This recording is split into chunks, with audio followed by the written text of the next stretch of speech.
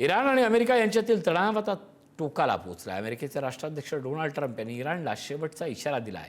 No मोर mister nice गाय असं म्हणत आक्रमक पवित्रा घेतला आहे. इस्लामाबादमधील चर्चेची दुसरी फेरी रद्द झाल्यानंतर आता ट्रम्प यांनी इराणच्या अणुकरारावरून थेट धमकी दिली आहे. पाहूयात काय घडतंय या स्पेशल रिपोर्टमध्ये.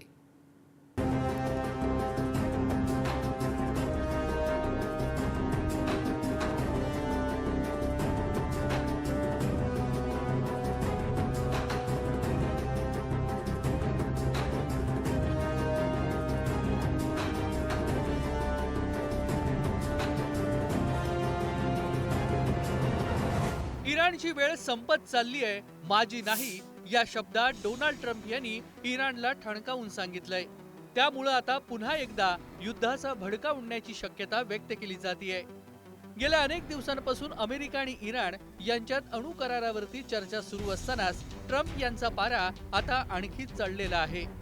ट्रूथ सोशलवर पोस्ट करत ट्रम्प यांनी इराणला अजूनही निर्णय घेता येत नाहीये, त्यांनी लवकरात लवकर शहाणं व्हावं अन्यथा परिणाम वाईट होतील असा इशारा दिलाय. या पोस्टमध्ये ट्रम्प यांचा एक ड्रॅमॅटिक फोटो असून त्यात ते हातात शस्त्र घेऊन दिसत आहेत. या फोटोवर नो मोर मिस्टर नाईस गाय असं ठळकपणे लिहिलेलं आहे. त्यामुळे ट्रम्प यांची ही केवळ शाब्दिक धमकी नाही तर स्ट्रेट ऑफ होर्मुझमध्ये वाढलेल्या जागतिक ऊर्जा संकटाचं संकेत आहेत. इराणनं या सागरी मार्गावर नाकेबंदी केल्यानंतर अमेरिकेने देखील आक्रमक पावलं उचलली आहेत.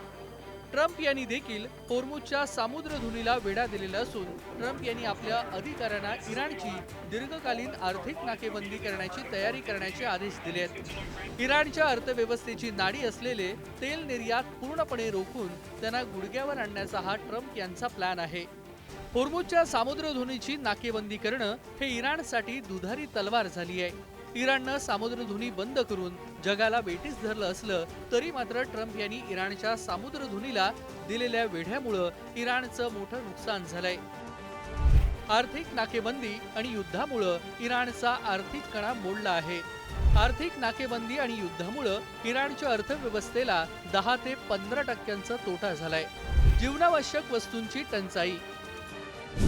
इराणच्या अणु कार्यक्रमावरती निर्बंध घालण्यासाठी ट्रम्प यांनी आता सर्व शक्ती पणाला लावली आहे. एकीकडे इराणची ढासळती अर्थव्यवस्था आणि दुसरीकडे अमेरिकेचा वाढता लष्करी दबाव यात आता इराण कोणता मार्ग निवडतो याकडे संपूर्ण जगाचं लक्ष लागलंय.